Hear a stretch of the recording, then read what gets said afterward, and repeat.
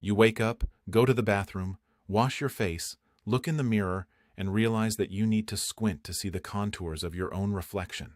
The lamplight that has always been sufficient now seems too dim.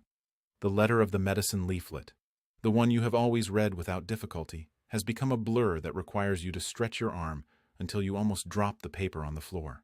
You've changed your glasses 3 times in 5 years, you've bought those loupes at the pharmacy, you've increased the font of your cell phone to a size that barely fits a sentence on the screen, and yet the feeling is that something keeps slipping away. It's not just the age coming, it's not just the natural wear, it's not just the thicker lens that will solve it. There is an entire process going on inside your eyes right now as you listen to me, a process that no one has stopped to explain in the 15 minutes of consultation, a process that involves much more than the prescription of the glasses, and when you understand what is really at stake, the way you take care of your vision will never be the same. There are 7 signs that seem ordinary, that seem normal, that seem just annoyances of age, but that are actually calls for help from a structure that is being silently hurt day after day. I spent decades sitting in front of people like you, looking into their eyes, hearing the same complaints, seeing the same tests come back with results that didn't explain the real suffering.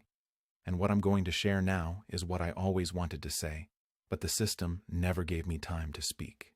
The way you scratch your eyes after a tired day, the way you close your eyelids tightly trying to focus on something that's close, the need to turn on all the lights in the house when the sun starts to set, all of this tells a story that most people only hear when it's too late. Think about the following. You're reading a magazine in the living room, natural light comes in through the window, your glasses are on your face, and suddenly you realize you need to move the magazine a little further away than you did yesterday. You attribute it to tiredness, to a bad night's sleep, to stress.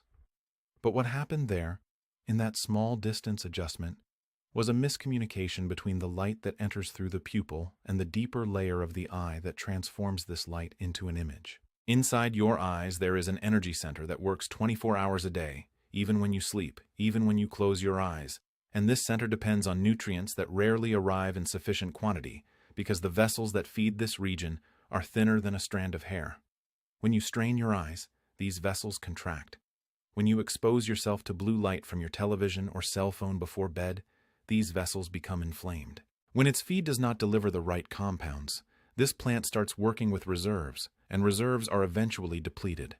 The question that remains in the air, and that I will answer throughout this meeting, is this: what exactly is draining the vitality of your eyes while you believe that everything is under control? And along with that question, I carry 2 promises. First promise: at the end of this video, you will recognize at least 3 habits that you are repeating today and that are accelerating the wear and tear of your vision. Habits that seem harmless, but that the most up-to-date science directly associates with the progressive loss of sharpness. Second promise: you will understand the real name of the process that clouds your world little by little, and that name is not old age. It is not degeneration. It is something much more specific, something that you can begin to face as soon as you finish listening to everything I have to say. Keep those 2 promises because every minute from now on will build them piece by piece. When I was at the beginning of my career, a teacher told me something that I have never forgotten. He looked at the group of young doctors and said, "The retina does not forgive carelessness." What did he mean by that? The retina is the layer that lines the back of the eye, a very thin membrane where light is transformed into electrical signals that the brain interprets as an image. This membrane consumes more oxygen per square millimeter than any other tissue in the human body, including the brain. That's right. The retina is an oxygen eater, a biological machine that needs constant, high-quality fuel. When fuel fails, retinal cells begin to send stress signals. These signs of stress are exactly the symptoms you feel on a daily basis and call it tired eyes. The difficulty of seeing in low-light environments, for example, has a technical name that few doctors mention in the consultation because it takes time to explain. It is called reduced contrast sensitivity, and it happens when the cells responsible for night vision, which are the rods, no longer receive a compound called rhodopsin in sufficient quantity. Rhodopsin is a protein that depends on a very specific nutrient to be manufactured, a nutrient that is disappearing from the Brazilian table and that almost no one replaces correctly. But I'm going to get to him at the right time. What matters now is that you understand the following. Your eyes don't age on their own. They age in the company of all the other organs. And there's a direct connection between what's happening in your gums and what's happening in your retina. There is a direct connection between what happens in your gut and the quality of your tears. There is a direct connection between the way you breathe while sleeping and the pressure inside your eyeball. When I talk about signs that your eyes need help, I'm not just talking about going to the ophthalmologist and measuring intraocular pressure, although that's important. I'm talking about a map of clues that your body distributes throughout the day, clues that most people ignore because they never learn to link them to the final destination, which is the loss of clear vision. One of these clues is excessive tearing. It seems contradictory. Your eyes water, you think they're hydrated, that everything is fine, but excessive tearing, especially when it occurs in windy environments or when reading for a long time, is actually a sign that the outermost layer of the tear, the oily layer, is deficient. Without this oily layer, the tear evaporates too quickly, and the eye responds by producing more thin tears, which do not lubricate, but only run. This vicious cycle is one of the great silent traitors to vision, because it keeps the surface of the eye constantly irritated, and this chronic irritation triggers an inflammatory process that can, over the years, compromise the transparency of the cornea. The cornea is the window through which light enters. If the window becomes foggy, no matter the prescription of the glasses, the image will never be perfectly clear. The second clue is the feeling of sand in the eyes when you wake up. Many people wake up, rub their eyes, and feel that roughness, as if there was dust stuck to the surface. This is not dust. This is the result of an entire night of dry eyes because the eyelids did not close completely during sleep, something called nocturnal lagophthalmos. A study published in 2022 by a Japanese university, Kyoto University, showed that nearly 30% of people over the age of 55 have some degree of eyelid opening during sleep without knowing it. The eyelid does not seal completely. A tiny crack remains open, and the air in the room dries out the surface of the eye hour after hour. The result is chronic inflammation that, over time, can affect the sharpness of vision first thing in the morning, that delay in focusing that disappears after breakfast. People attribute it to sleep, to age, but it is a much more specific mechanism that has a simple solution. But the solution only works if the problem is named, and the problem is rarely named. The third clue is the need for increasingly strong light to read. This is not just presbyopia, the popular tired eyesight that comes after 40. This is also a sign that retinal cells are losing efficiency in converting light into electrical signal. Think of the retina as a solar panel.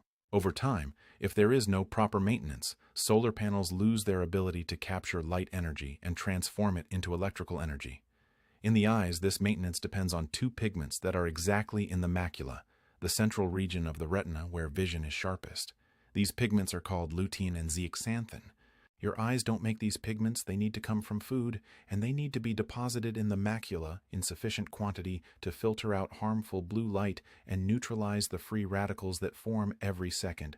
When you need more light to read, it may be that your macula has a suboptimal concentration of these pigments, and this is information that almost no one receives in their routine appointment. The fourth clue is the blurring that goes back and forth throughout the day. You're fine. Suddenly your vision blurs, you blink several times, rub your eyes, and it goes back to normal. This may be fluctuation of blood glucose. When glucose rises and falls in spikes throughout the day, the lens, which is the natural lens inside the eye, absorbs some of that sugar and swells. A swollen lens changes shape, and when the shape changes, the focus changes with it. Therefore, people with prediabetes or insulin resistance often report that their vision fluctuates, that one day the glasses are fine and the next it seems that they no longer fit. It's not a defect in the glasses, it's the lens dancing along the glucose roller coaster.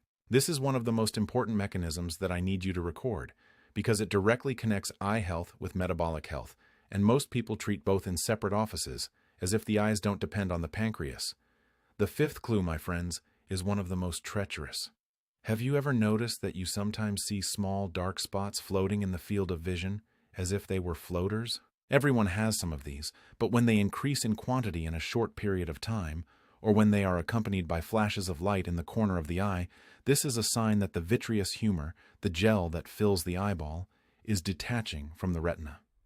With age, this gel shrinks and can pull on the retina, and this traction can cause tearing or even detachment. The problem is that retinal detachment does not hurt. It does not burn. It does not tear. It does not itch. It only warns with these flashes and with the increase in floaters. And if the person does not know how to interpret these signs, he may think it is normal, that it is another annoyance of age, and when he seeks help, he has already lost part of the visual field irreversibly. A detached retina is an emergency that depends on hours, not days. Knowing this sign can be the difference between seeing and not seeing. The sixth clue is in the colors. Have you ever noticed that colors look less vibrant than before? The blue of the sky is grayer. The green of the plants seems a little dull. The contrast between the objects has decreased. This happens because the cells in the retina responsible for color vision, the cones, are being affected by a process called oxidative stress. Inside your eyes, every minute, unstable molecules called free radicals form, which attack the membranes of retinal cells. The body has an antioxidant defense system to neutralize these radicals, but this system relies on enzymes that need specific minerals to function: zinc, copper, selenium. If these minerals are lacking, the defense system fails, free radicals accumulate, and color-perceiving cells are slowly damaged. The loss of color vividness is not nostalgia. It is not depression. It is not just the world becoming dull. It is a clinical data. It is an indirect measure of the health of its cones. The seventh track, and perhaps the quietest of all, is the difficulty of driving at night. Car headlights become stars with huge halos. The contrast of the road disappears. Everything looks darker and more dazzling at the same time. This involves several mechanisms, but the main one is the loss of lens transparency. The lens, that natural lens behind the pupil, is made of proteins arranged in a crystalline way, almost like a biological diamond. Over the years, if there is excess glycation, which is the binding of sugar molecules to these proteins, the lens becomes opaque, yellowish, rigid. This process is called the formation of advanced glycation end products. It's as if the sugar slowly caramelizes the lens of your eye, and this biological caramel scatters the light instead of focusing on it, causing glare. Most people believe that cataracts are simply a veil that forms and one day is operated on, but cataracts don't start the day you notice them. It begins decades earlier, with this progressive yellowing that steals night vision long before any diagnosis. And the most impactful thing is that there are ways to slow down this process that do not involve miraculous eye drops or early surgery. They involve disrupting the caramelization of the lens with compounds that are available in nature and that science has studied with impressive results. Now that you know the 7 clues, I need to pause and look into your eyes, not as a doctor to a patient, but as someone who has seen what vision loss does to a person's autonomy. I remember a gentleman named Antonio, 72 years old, who came to the office with his wife. He had been a bus driver his whole life, knew every street in the city with his eyes closed, and in recent months he began to be afraid to cross the street alone. It wasn't fear of being run over. It was fear of not calculating the distance of the approaching car. He said that his vision was good, that he had changed his glasses recently, but his depth perception was failing. His wife told him that he had stopped going to the bakery, an activity he had done every morning for 40 years, because the stairs of the bakery all looked the same color, without contrast, and he had already stumbled twice. Anthony was not getting old and discouraged. Anthony was losing contrast vision due to lack of pigments in the macula, and no one had investigated this in depth. He had done everything right. He had gone to the ophthalmologist, he had bought new glasses, and yet he was isolating himself from the world because the missing information was not in the prescription for glasses, it was in the biochemical composition of his retina. When I look at you who are listening to me now, I see people who, like Antonio, did everything the system told them to do and still feel that something is not going well. I see people who are afraid of becoming a burden, who don't want to depend on anyone to read an electric bill, to recognize the face of a grandchild across the street, to continue driving safely. This fear is not freshness. This fear is legitimate, and I want you to know that there is a way. There is real science behind what I am going to share now. And if you stick with me to the end, you'll understand exactly what are the common mistakes that nullify any effort you're already making, and what really works to protect your body's most delicate and precious structure. Let's now enter the territory of revelations, where each block will dismantle a common belief and put in place a real mechanism that you can use to your advantage. The first revelation is about hydration. You've heard 1,000 times that you need to drink water, that hydration is important for everything, including your eyes. This is true, but the way most people apply this truth is completely wrong and negates much of the benefit. The common mistake is to drink water in large quantities at once, thinking that this way you are hydrating the whole body in a uniform way. What happens in practice is that when you drink half a liter of water at a time, the kidney receives an overload signal and accelerates filtration, eliminating much of this volume quickly through urine. Water does not have time to reach the tissues that need it most, especially the eye tissues, which are irrigated by very thin vessels and have a low priority in fluid distribution compared to the brain and heart. The actual physiological mechanism of eye hydration depends on a process called osmoregulation, which is the body's ability to maintain the balance of water and salts between the blood and tissues. Vitreous humor, that gel that fills the eye, is made up of 99% water, but that water is trapped in a network of complex proteins and sugars that hold it in place. In order for this water to be properly renewed, the body needs a steady flow of small amounts of water throughout the day, not sporadic flooding. Drinking water in small sips often keeps blood volume stable, prevents the kidney from going into emergency mode, and allows water to slowly diffuse into the compartments that really matter, including the back chamber of the eye. In addition, there is a detail that almost no one mentions. Pure water, without any electrolytes, has a harder time being retained inside the cells. Cells need sodium, potassium, and magnesium to pull water into them through specific channels called aquaporins. If you drink demineralized water without a pinch of natural salt, for example, this water can even enter the blood, but it has more difficulty crossing the cell membrane and truly hydrating the tissues. Studies conducted at the University of Edinburgh in the United Kingdom in 2018 showed that cellular hydration is significantly more efficient when the water contains a small amount of natural electrolytes, such as those found in coconut water or a pinch of whole sea salt added to a glass of water. When this intracellular hydration happens properly, the surface of the eye changes. The tear film is more stable, the oily layer produced by the eyelid glands is better distributed, and the feeling of sand when you wake up tends to decrease. Patients like Mrs. Maria Helena, 68 years old, who came to the office complaining of dry eye for more than a decade, reported significant improvement just by adjusting the way they drink water. She said it sounded like magic, but it was pure physiology. The right water, in the right amount, at the right pace, getting where it needed to go. And what connects this revelation to the next is precisely what happens when, even well hydrated, the eye remains inflamed. Because water alone does not put out the fire of chronic inflammation. For this, there is another, even more powerful mechanism, which most people sabotage without realizing it. Before I open that next door, I need to pause for something important. Those who are watching me now who have come this far have already understood that this is not an ordinary video of quick tips. This is a deep dive into what really happens inside you. And if this information is making sense, if you are recognizing signs that once seemed loose and now begin to form a clear drawing, I ask you to leave a like, subscribe to the channel, and above all, comment below the city or country where you are listening to us. I want to know where this community that values real knowledge comes from. And tell me which of the 7 clues I mentioned have you ever felt and thought was just normal for age? Comment on this too, because your answer helps me bring more content like this. Now let's move on to the second revelation. The second revelation is about the silent inflammation that burns inside your eyes as you believe everything is under control. The common mistake here is to treat redness and eye irritation with vasoconstrictor eye drops, those that promise to lighten the eye in minutes. They work, the eye turns white, the redness disappears, but what happens behind this artificial whiteness is a disservice to eye health. These eye drops work by constricting the blood vessels on the surface of the eye. But redness is a sign that the eye is trying to defend itself from something. It is trying to send more blood, more oxygen, more defense cells to repair some damage. When you artificially constrict these vessels, you disrupt this repair process.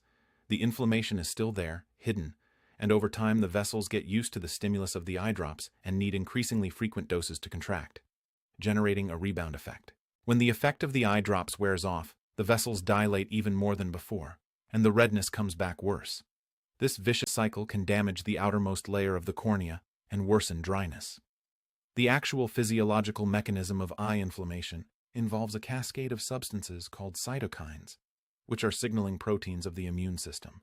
When the surface of the eye is attacked by dust, pollution, excessive light, cigarette smoke, air conditioning, or even a diet rich in inflammatory fats, the cells of the cornea and conjunctiva release cytokines, such as interleukin-A beta and tumor necrosis factor alpha.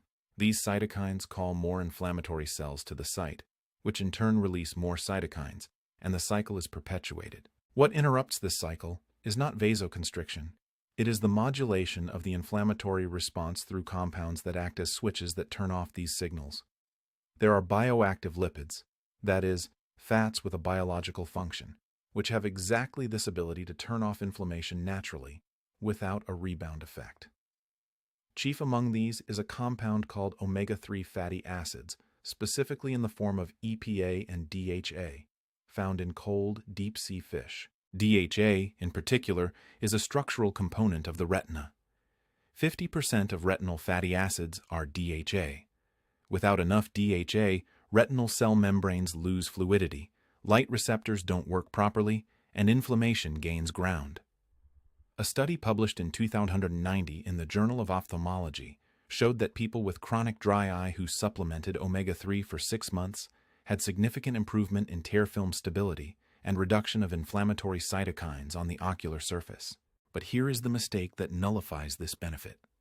Most people who take omega-3s buy the cheapest supplement on the shelf without checking the actual concentration of EPA and DHA, without checking the purity of the oil, without checking whether the molecular form is natural triglycerides or ethyl esters, which is cheaper but less absorbable. Taking oxidized, rancid, or low DHA omega-3s is the same as throwing money away and intoxicating the body with degraded fats. In addition, omega-3 competes with omega-6 for the same enzymatic pathway in the body. Omega-6, found in vegetable oils such as soybean oil, corn oil, sunflower oil, is a precursor to inflammatory compounds. If you take omega-3 but continue to consume large amounts of omega-6, the anti-inflammatory effect is nullified. The ratio of omega-3 to omega-6 in your diet is more important than the absolute amount of omega-3 you eat. The ideal ratio, according to studies at Harvard University, is about 1 part omega-3 to 4 parts omega-6. In the modern Western diet, this ratio is as high as 1 to 20 or more, an inflammatory disaster that reflects directly on the health of your eyes. When this proportion is adjusted, patients like Mr. Giraldo, 74 years old, who could barely stay in air-conditioned environments because his eyes burned unbearably, reported that after 3 months of adjusting their diet and correct supplementation, they were able to go back to the movies, something they had abandoned years ago. The connection to the next revelation is right here. If inflammation is fire, there is a fuel that feeds that fire relentlessly, a fuel that is present in foods that many consider healthy and that, without you knowing, are silently sabotaging the health of your retina. The third revelation, my friends, is about the sugar you don't see. And when I say sugar, I'm not just talking about the sugar in coffee, cake, sweets. I'm talking about an avalanche of refined carbohydrates that, in the body, turn glucose into the bloodstream and trigger the glycation process I mentioned before. The common mistake here is to believe that because you're not diabetic, sugar isn't hurting your eyes. This is false.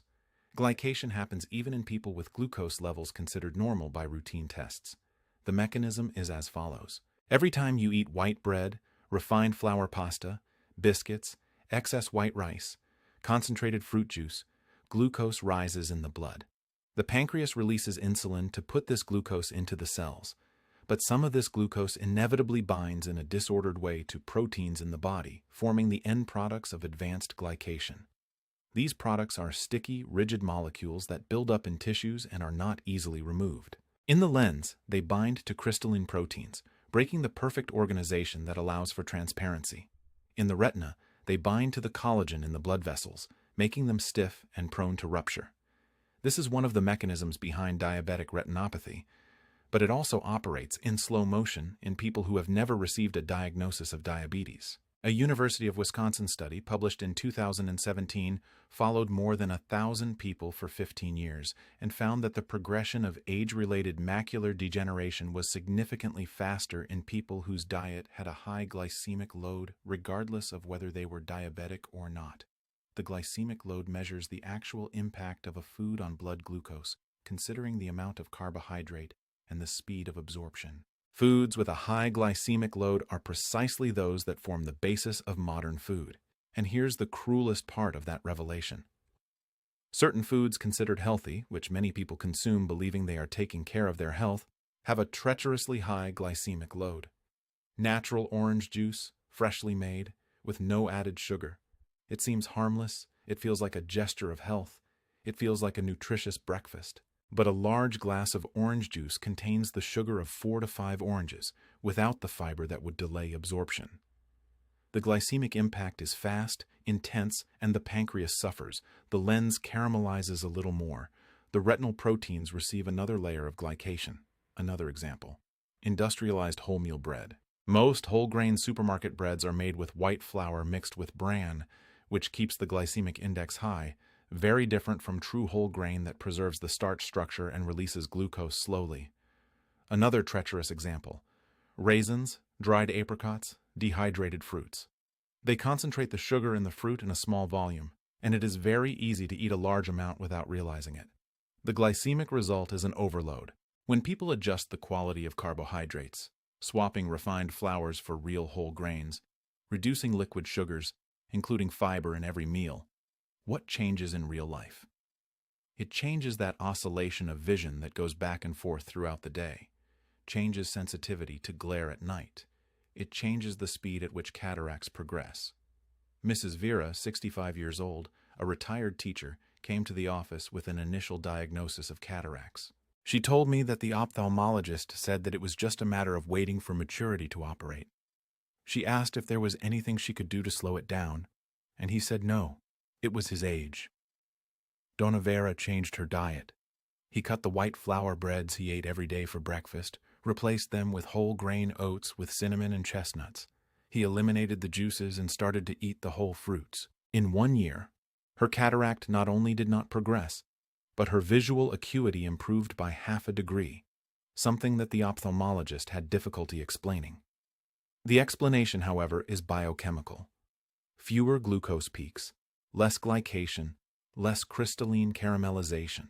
And that brings us directly to the fourth revelation, which is about what protects the blood vessels in the retina against the damage that glycation and inflammation cause. Because it is not enough to reduce the damage, it is necessary to strengthen the defenses. The fourth revelation is about a group of compounds that act as microscopic shields inside your eyes.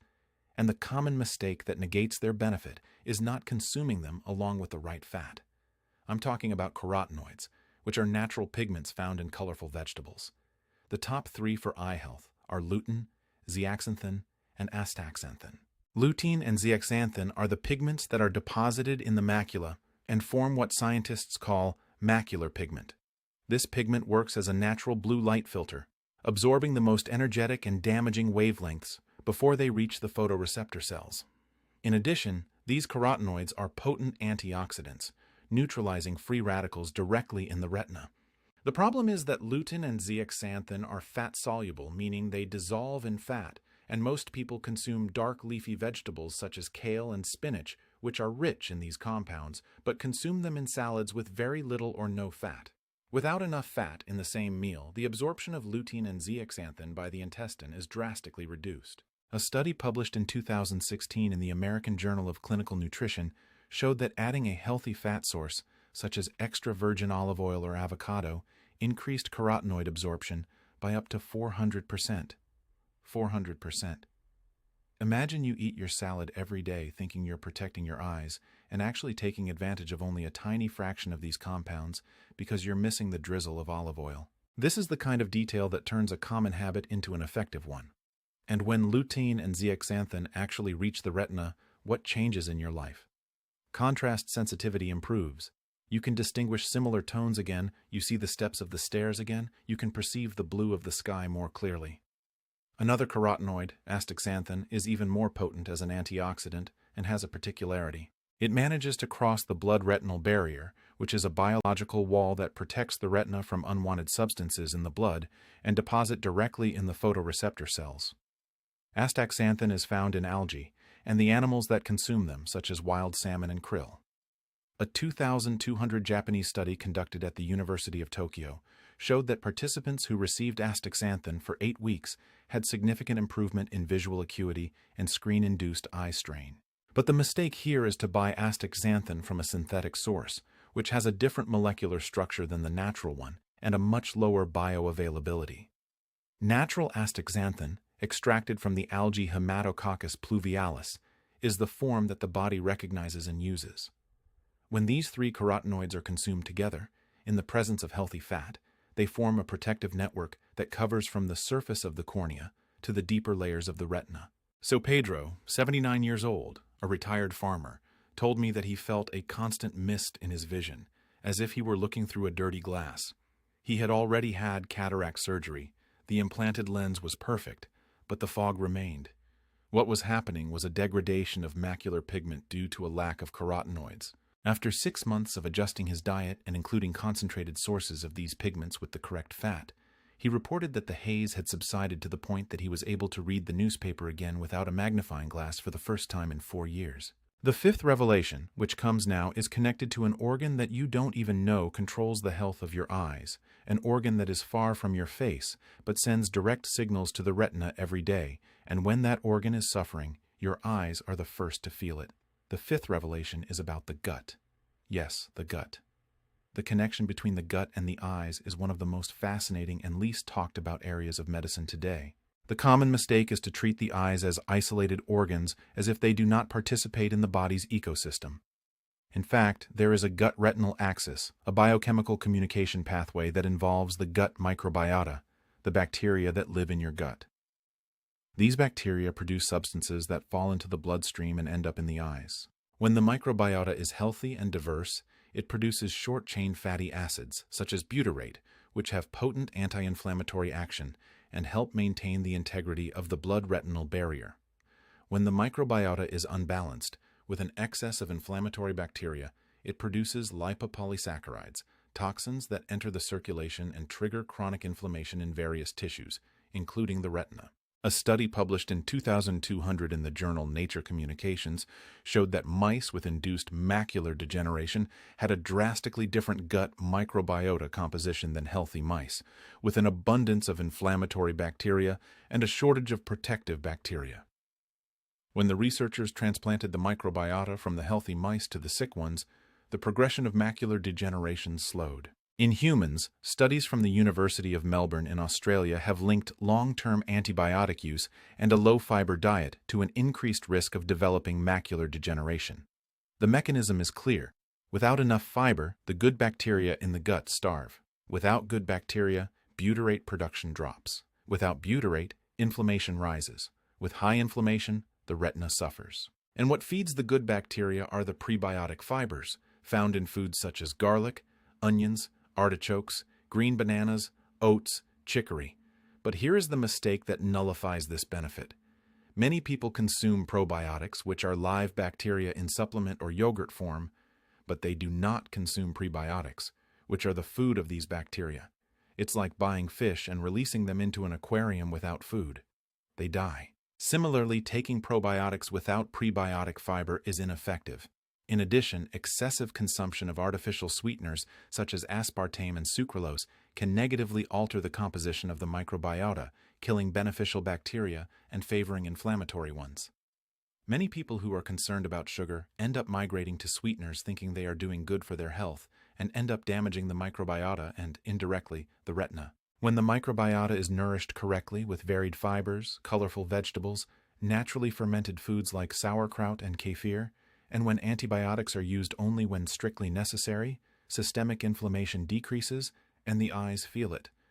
Donna Lucia, 58 years old, suffered from severe dry eye, the kind that requires eye drops every hour. She had already been to several ophthalmologists, used all the eye drops on the market, made silicone plugs in the tear ducts, and nothing solved in a lasting way. When we investigated her gut, we discovered dysbiosis, an imbalance of the microbiota, probably caused by years of using anti-inflammatory drugs for joint pain. We treat dysbiosis with a diet rich in fiber, prebiotics, and specific probiotics. In 4 months, the need for eye drops dropped from 10 times a day to 2 times. Dry eye was not an eye disease. It was a symptom of a diseased intestine. This revelation breaks down the artificial boundary between medical specialties and gives you back the power to understand your body as an integrated whole. And the sixth revelation, which is on the way, will mess with something you do every night without the slightest awareness of the risk you are taking. It's about the dark.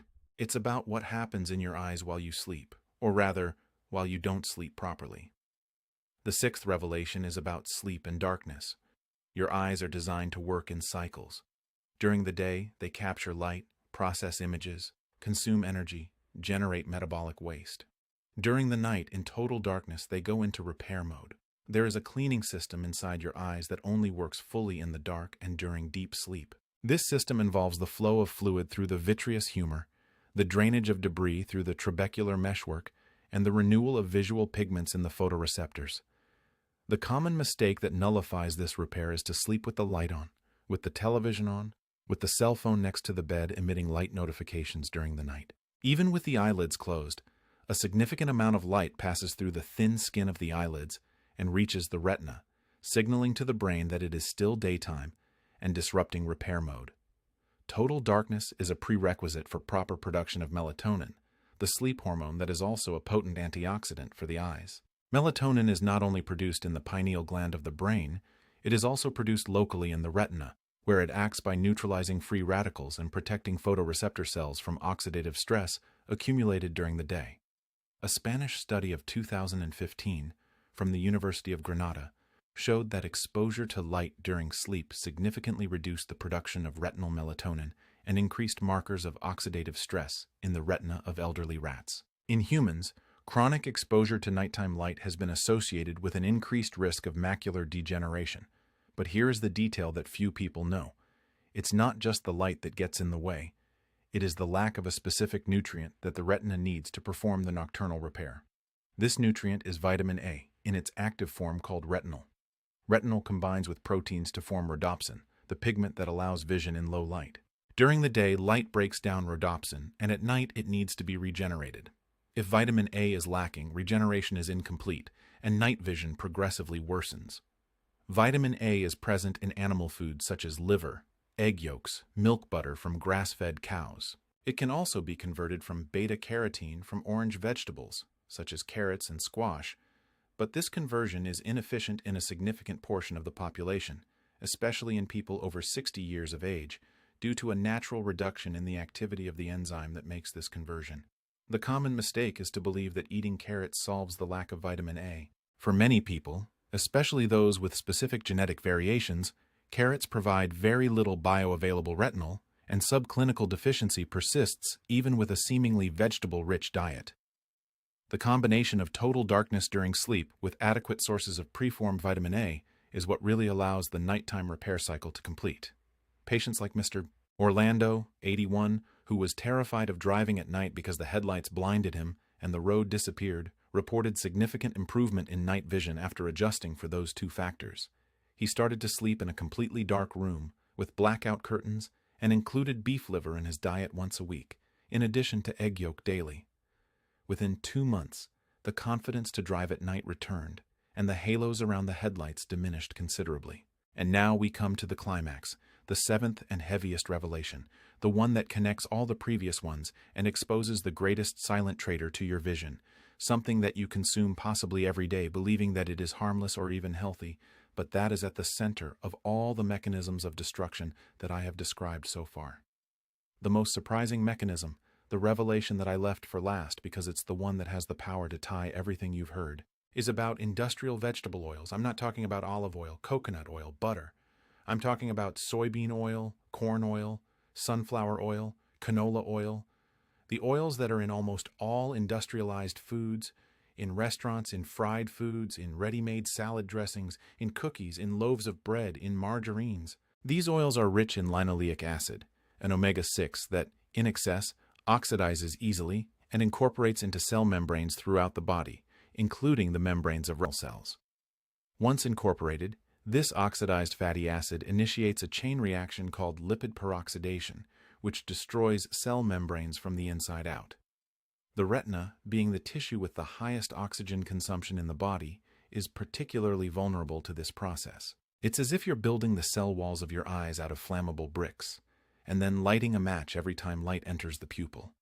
Oxidative stress generated by light on membranes filled with oxidized omega-6 is one of the central causes of macular degeneration. A study published in 2022 in the journal Ophthalmology Science analyzed the composition of fatty acids in the retina of deceased donors and found a direct correlation between the amount of oxidized linoleic acid in the retina and the severity of macular degeneration. Another study from Harvard University, published in 2001, followed more than 100,000 people for 25 years and found that those who consumed the most polyunsaturated vegetable oils had a significantly higher risk of developing macular degeneration than those who consumed natural saturated fats and olive oil. What makes this revelation so unwieldy is that for decades we've been taught to replace butter with margarine, to use vegetable oils instead of lard, to avoid saturated fats at all costs. This recommendation, based on flawed studies and heavily influenced by the oil industry, may have contributed to the macular degeneration epidemic we see today. The cellular process that describes this destruction is almost cinematic. Imagine the membrane of a photoreceptor cell. It is formed by a bilayer of lipids, like a sandwich of fats. When you consume oxidized vegetable oils, omega-6 fatty acids insert themselves into this membrane. When light hits the retina, it interacts with these unstable molecules and strapples electrons, generating free radicals. These radicals attack other molecules, stripping more electrons, in a destructive cascade that only stops when it finds an antioxidant. If the diet is low in antioxidants and high in omega-6s, the cascade continues, damaging the membrane, damaging the light receptor proteins, and eventually killing the cell. This cell death is irreversible. Retinal cells do not regenerate. When a photoreceptor cell dies, the blind spot in the field of view is permanent. The traitorous foods I mentioned at the beginning now make sense. Margarine, which was sold as a healthy alternative to butter, is a concentrate of oxidized vegetable oils and trans fats, which are even more harmful. Refined, clear, odorless vegetable oils seem harmless, but they have undergone industrial processes that involve high temperatures and chemical solvents, generating toxic compounds such as aldehydes and lipid hydroperoxides. Restaurant frying, where the same oil is reused for hours at high temperature, are oxidized lipid bombs. And the worst. Many health-conscious people who make salads every day drizzle those salads with ready-made soybean oil or sunflower oil-based dressings, thinking they're doing good, and they're actually bathing their antioxidant veggies with a layer of inflammatory fat that neutralizes some of the benefits. What changes when you eliminate these oils from your life? It changes the composition of your cell membranes. In about 2 to 3 years, the body recycles most of the fatty acids in cell membranes. If you replace industrial vegetable oils with stable, natural fats, such as extra virgin olive oil, coconut oil, real butter, pastured lard, free-range egg yolks, avocados, and fresh nuts, your retinal cell membranes will gradually become more resistant to oxidation. Extra virgin olive oil deserves a special mention. It contains a phenolic compound called oleocanthal, which has anti-inflammatory properties comparable to those of ibuprofen in laboratory studies, but without the gastric side effects. It also contains hydroxytyrosol, an antioxidant that protects cell membranes from lipid peroxidation. Using extra virgin olive oil as your main fat, raw, without overheating, is one of the most powerful interventions you can make for the health of your eyes. Now I want to talk directly to you who have listened to me so far. You who have recognized in your own life several of these signs. You who wake up and feel dry eyes. You who need more light than before. You have already stumbled because the stairs all look the same color. You who are afraid of losing the ability to read, to drive, to recognize the faces of those you love. This fear is not weakness. This fear is the expression of the value you place on your autonomy, your independence, your ability to be in the world with your eyes open and your heart attentive. Everything I've shared here is not a promise of a cure. It's not a magic formula. It's not your doctor's replacement. It is knowledge. It's the explanation that the system, with its rushed consultations and its protocols that treat symptoms rather than causes, rarely delivers to you. It's the vision of your body as an integrated system, where the gut talks to the retina, where sugar caramelizes the lens, where the oils you use for cooking become bricks of the cell walls of your eyes, where the dark of the room during sleep is medicine, where the water you drink in small sips hydrates the gel inside your eye, where the pigments in the spinach only work if they meet the olive oil on the way. You now have a map that shows where the traps are and where the treasures are, and the question that remains is not whether you will see perfectly forever, because aging is real and the body changes. The question is whether you will age with your eyes receiving the care they deserve, or whether you will continue, unknowingly, throwing fuel on a fire that burns the most delicate structure of your body. I want you to share this video with someone you love. Not as someone who sends any link, but as someone who extends his hand and says, "I care about you." I want you to see your grandchildren smile clearly for many years. I want you to continue reading your books, taking care of your garden, driving to the bakery safely. Share it as an act of care. And if this content made sense to you, if it illuminated something that was dark, if it gave names to things that you felt but couldn't explain, come back here, watch it again, take notes, talk to your doctor about it. Real medicine is a partnership between scientific knowledge and its autonomy. And you, my friends, are now closer to understanding what your eyes have been trying to say for a long time. Take care of them. They are the window through which the world enters you. And the world still has too much beauty to be seen clearly.